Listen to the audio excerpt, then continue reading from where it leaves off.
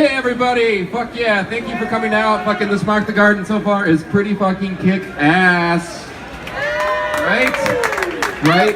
This is insane. I've never heard of anyone else doing this, so I'm pretty proud.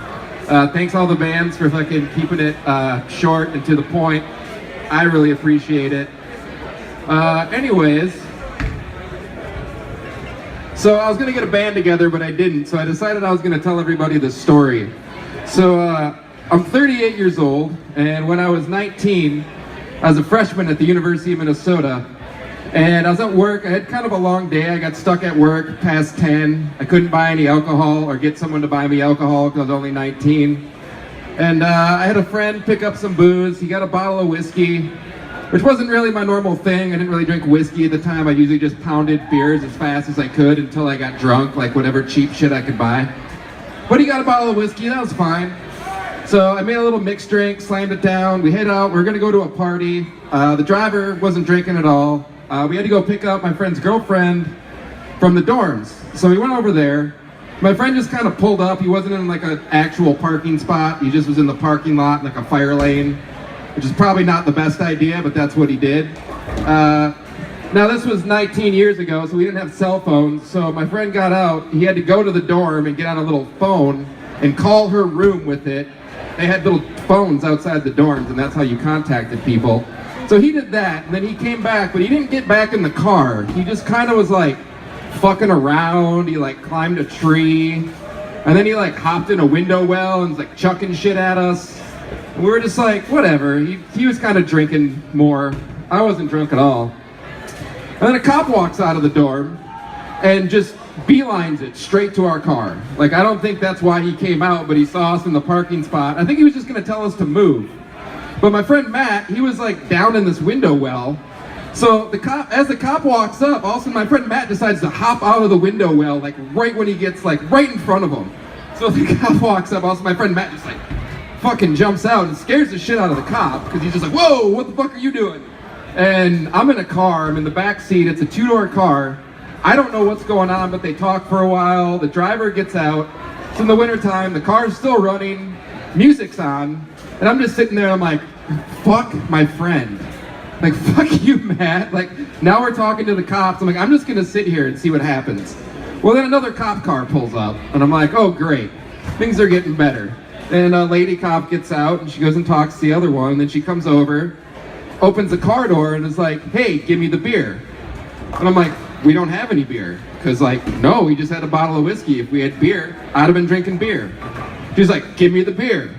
And I'm like, I don't have any beer. Like, sorry, I can't. She's like, there's beer in that bag right there. And I'm like, what, this bag? I'm like, it's not my bag. I don't know what's in it. It wasn't.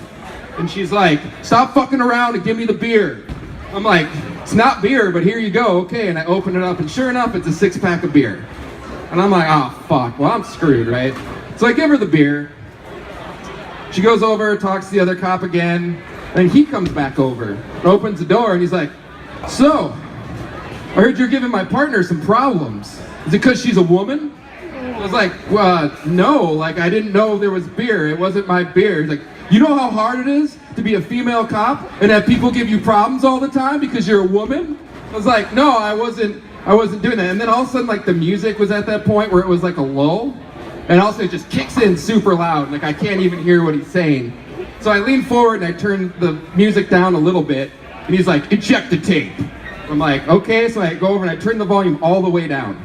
He's like, I said eject the tape. I'm like, well, I turned the volume down, we can talk now. And he's like, eject the tape. And I'm like, yeah, but I turned the volume down so we can talk. And he's like, eject the tape. And he's like shaking, like his hand's here and he's like shaking. I'm like, okay, I'll eject the tape. And I go to eject the tape, and he takes the seat of the car and just slams it up into my face. It's like a two-door. So I'm just like, bam, and I'm just like, I turn around and I'm like, you can't do that, you, and I just stop. I just say you, and I just stop, because I know whatever I'm gonna say is gonna be bad. He's like, you what? And I'm like, nothing. He's like, what were you gonna say? I just go, you know. And then he tries to slam the seat back up in my face again, because the first time it bounced off, but this time I dodge it, and then he just slams the door and walks away. Well, I see my friend get a breathalyzer. Obviously he fails. The lady cop comes over. He's like, you gonna give me any more problems now? I'm like, I didn't know that was beer. She's like, quit lying to me, and like gives me the breathalyzer, and then closes the door and goes back, and they write my friend a ticket, and I'm like, all right, well, we're gonna get fucking minor tickets, whatever.